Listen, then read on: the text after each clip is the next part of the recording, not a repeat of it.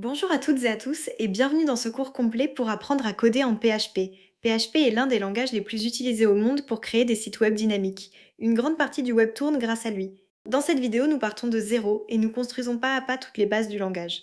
Au programme, ce qu'est PHP et comment l'exécuter, les variables et les types, les chaînes de caractères, les conditions et les boucles, les tableaux, les fonctions, le traitement des formulaires, les sessions, la programmation orientée objet, l'accès à une base de données et la gestion des erreurs. Aucune connaissance préalable n'est nécessaire. Installez-vous confortablement et commençons. Commençons par le commencement. Qu'est-ce que PHP? C'est un langage de programmation qui s'exécute sur le serveur et non dans le navigateur de l'utilisateur. Concrètement, quand vous visitez une page, le serveur exécute le code PHP qui génère du HTML, puis envoie ce HTML tout près à votre navigateur. L'utilisateur ne voit jamais le code PHP, il ne reçoit que le résultat. C'est ce qui permet d'afficher des pages personnalisées, de traiter des formulaires ou de dialoguer avec une base de données. Les fichiers PHP portent l'extension .php et le code PHP s'écrit toujours entre une balise d'ouverture et une balise de fermeture. Tout ce qui est en dehors de ces balises est renvoyé tel quel, comme du simple texte. Pour exécuter du PHP, il vous faut un interpréteur PHP installé sur votre machine. Le plus simple pour débuter est d'utiliser le serveur web intégré. Vous ouvrez un terminal, vous vous placez dans votre dossier de projet et vous lancez la commande PHP-S suivie de l'adresse locale et d'un port. Votre site est alors accessible dans le navigateur. Une autre option populaire est d'installer un environnement tout en un, comme Xampp ou Laragon, qui regroupe le serveur PHP et la base de données. Créez ensuite un fichier nommé index.php et vous voilà prêt à écrire votre premier code. C'est tout ce dont vous avez besoin pour démarrer. Écrivons notre tout premier programme. À l'intérieur des balises PHP, nous utilisons l'instruction echo qui sert à afficher du texte. On écrit echo suivi de notre texte entre guillemets, puis d'un point virgule. Ce point virgule est essentiel en PHP. Chaque instruction se termine par un point virgule. Si vous l'oubliez, vous obtiendrez une erreur. Pensez aussi à commenter votre code pour vous y retrouver plus tard. Un commentaire sur une seule ligne commence par deux barres obliques. Un commentaire sur plusieurs lignes s'écrit entre barre oblique étoile et étoile barre oblique. Les commentaires sont ignorés par PHP, ils ne servent qu'à vous et à ceux qui liront votre code. Passons aux variables. Une variable, c'est une boîte qui porte un nom et qui contient une valeur. En PHP, le nom d'une variable commence toujours par le symbole $. Par exemple, $prénom égale entre guillemets Marie. On vient de ranger le texte Marie dans la variable prénom. PHP est à typage dynamique. Vous n'avez pas besoin de déclarer le type à l'avance, PHP le devine tout seul. Les principaux types sont la chaîne de caractères pour du texte, l'entier pour les nombres sans virgule, le nombre flottant pour les nombres à virgule, le booléen qui vaut vrai ou faux, et la valeur nulle qui représente l'absence de valeur.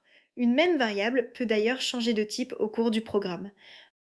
Les chaînes de caractères méritent qu'on s'y attarde, car PHP offre une subtilité importante. Vous pouvez écrire une chaîne entre guillemets simple ou entre guillemets double, et la différence est réelle. Avec les guillemets doubles, PHP remplace les variables par leur valeur à l'intérieur de la chaîne. C'est ce qu'on appelle l'interpolation. Avec les guillemets simples, le texte est pris tel quel, sans aucune transformation.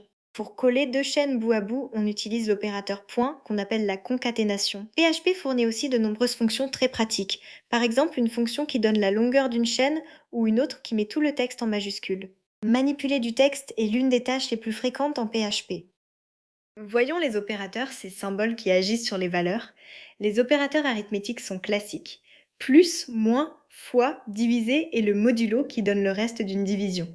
Viennent ensuite les opérateurs de comparaison et ici, attention à un piège classique de PHP. Le double égal compare seulement les valeurs en tolérant les différences de type.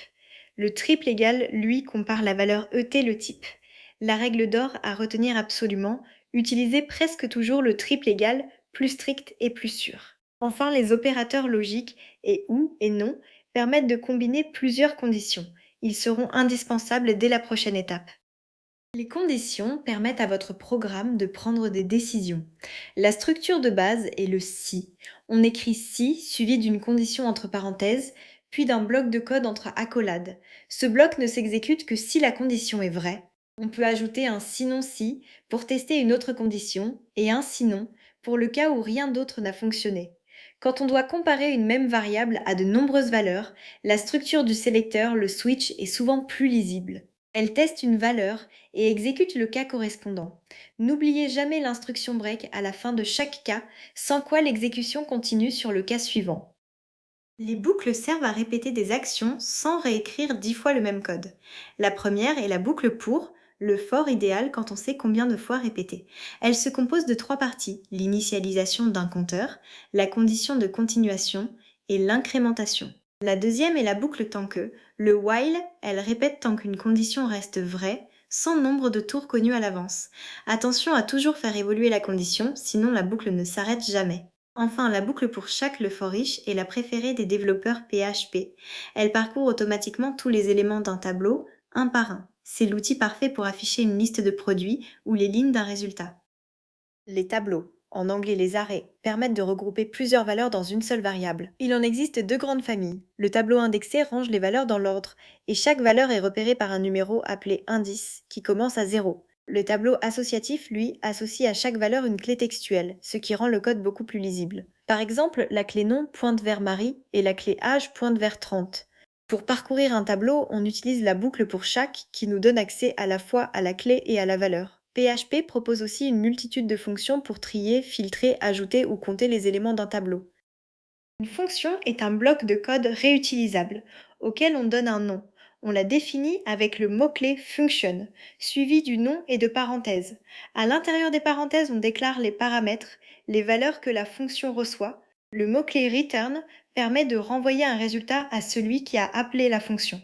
On peut donner une valeur par défaut à un paramètre qui sera utilisé s'il n'est pas fourni. On peut aussi préciser le type attendu des paramètres et du résultat, ce qui rend le code plus sûr et plus clair. Les fonctions sont au cœur d'un bon code, elles évitent les répétitions et découpent un gros problème en petits morceaux faciles à comprendre. Écrivez des fonctions courtes qui font une seule chose mais qui la font bien. Le grand intérêt de PHP, c'est d'interagir avec l'utilisateur, notamment via les formulaires. Quand un visiteur remplit un formulaire HTML et le valide, les données sont envoyées au serveur selon l'une de deux méthodes. La méthode GET fait passer les données dans l'adresse visible dans la barre du navigateur. La méthode POST les envoie de façon cachée, ce qui convient mieux au mot de passe ou au formulaire long. Côté PHP, on récupère ces données dans des variables spéciales, $get et $post. Mais attention, règle de sécurité fondamentale. Ne faites jamais confiance aux données envoyées par l'utilisateur. Avant de les afficher, passez-les toujours par une fonction d'échappement pour vous protéger des attaques par injection de code dans la page. Le web a une particularité, par défaut, le serveur oublie tout entre deux pages. Chaque requête est indépendante. Alors, comment se souvenir qu'un utilisateur est connecté? Grâce aux sessions. Une session permet de conserver des informations d'une page à l'autre pour un même visiteur. On démarre une session avec la fonction session start tout en haut du fichier. On stocke ensuite des valeurs dans la variable spéciale $session, comme on le ferait avec un tableau. Par exemple, on y range l'identifiant de l'utilisateur connecté. Sur les pages suivantes, il suffit de relire cette variable pour savoir qui est connecté. C'est le mécanisme de base derrière tout système d'authentification. Abordons maintenant la programmation orientée objet, un changement de façon de penser. L'idée est de regrouper dans une même structure des données et les actions qui vont avec. Cette structure s'appelle une classe, c'est un plan, un moule.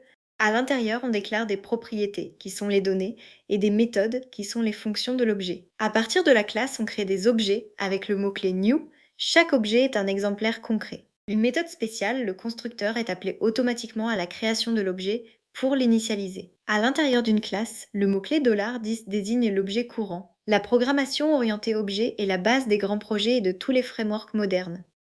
Un vrai site a besoin d'une base de données pour stocker durablement ces informations. En PHP, la façon moderne et sûre de dialoguer avec une base s'appelle PDO. On commence par créer une connexion à la base. Ensuite, pour exécuter une requête, voici la règle absolue de sécurité. Utilisez toujours des requêtes préparées. Le principe, on écrit la requête avec des marqueurs à la place des valeurs, puis on fournit les valeurs séparément. Ainsi, les données de l'utilisateur ne sont jamais mélangées au code de la requête. C'est ce qui vous protège de l'injection SQL, l'une des attaques les plus répandues et les plus dangereuses. Ne construisez jamais une requête en collant directement les saisies de l'utilisateur. Utilisez les requêtes préparées toujours, sans exception. Terminons par la gestion des erreurs car un programme rencontre toujours des imprévus et PHP utilise un mécanisme d'exception. Vous placez le code qui peut échouer dans un bloc essayé, le try. Si une erreur survient, l'exécution saute immédiatement dans le bloc attrapé, le catch, où vous décidez quoi faire, afficher un message clair, enregistrer l'erreur dans un journal ou réessayer. Une règle de sécurité importante pour la mise en ligne, en développement, vous pouvez afficher les erreurs en détail car elles vous aident à corriger. Mais en production, sur le vrai site, ne montrez jamais les erreurs techniques à l'utilisateur, elles peuvent révéler des informations sensibles.